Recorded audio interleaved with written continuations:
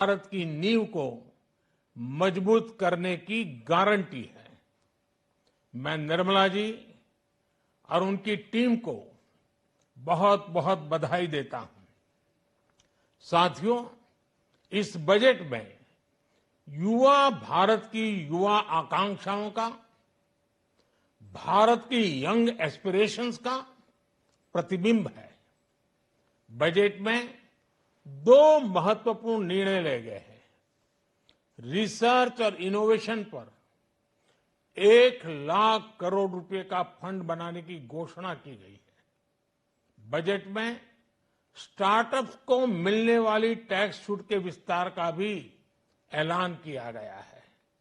साथियों, इस बजट में फिस्कल डेफिसिट को नियंत्रण में रखते हुए कैपिटल एक्सपेंडिचर को 11,11,111 करोड़ रुपए की ऐतिहासिक ऊंचाई दी गई है। अर्थशास्त्रियों की भाषा में कहें तो एक प्रकार से स्वीट स्पॉट है। इससे भारत में 21वीं सदी के आधुनिक इंफ्रास्ट्रक्चर के निर्माण के साथ ही युवाओं के लिए अनगिनत रोजगार के नए अवसर तैयार होंगे। बजट में वंदे भारत स्टैंडर्ड की 40,000 आधुनिक बोगियां बनाकर उन्हें सामान्य यात्री ट्रेनों में लगाने का ऐलान किया गया है। इससे देश के अलग अलग रेल रूट पर करोड़ों यात्रियों में आरामदायक यात्रा का अनुभव बढ़ेगा।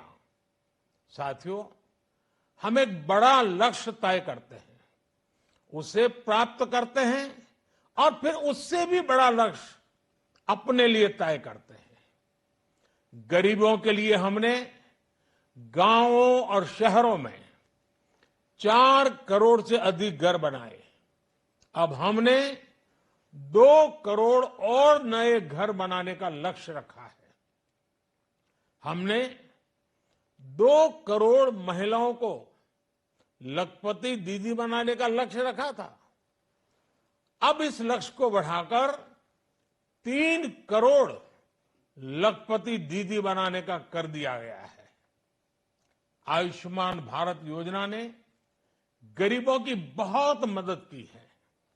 अब आंगनवाड़ी और आशा वर्कर, उन सबको इस योजना का लाभ मिलेगा।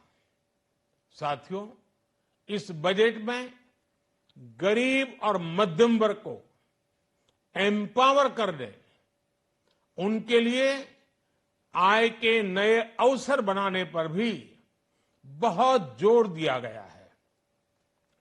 रूफटॉप सोलर अभियान में 1 करोड़ परिवारों को सोलर रूफटॉप के माध्यम से मुफ्त बिजली प्राप्त होगी। इतना ही नहीं, सरकार को अतिरिक्त बिजली बेचकर लोगों को 15 से 20,000 प्रति वर्ष की आय भी होगी और ये हर परिवार को होगी।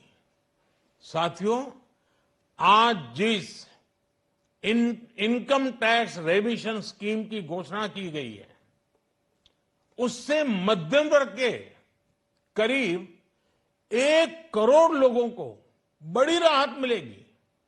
पिछली सरकारों ने सामान्य मानवी के सिर पर दशकों से ये बहुत बड़ी तलवार लटका कर रखी थी।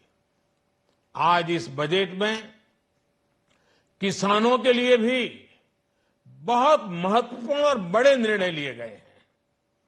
नैनो डीएपी का उपयोग हो, पशुओं के लिए नई योजना हो, पीएम मत्स्य संपदा योजना का विस्तार हो और आत्मनिर्भर ऑयल सीड अभियान हो। इससे किसानों की आय बढ़ेगी और खर्च कम होगा। मैं एक बार फिर सभी देशवासियों को इस ऐतिहासिक बजट के लिए शुभकामनाएं देता हूं। बहुत बहुत धन्यवाद।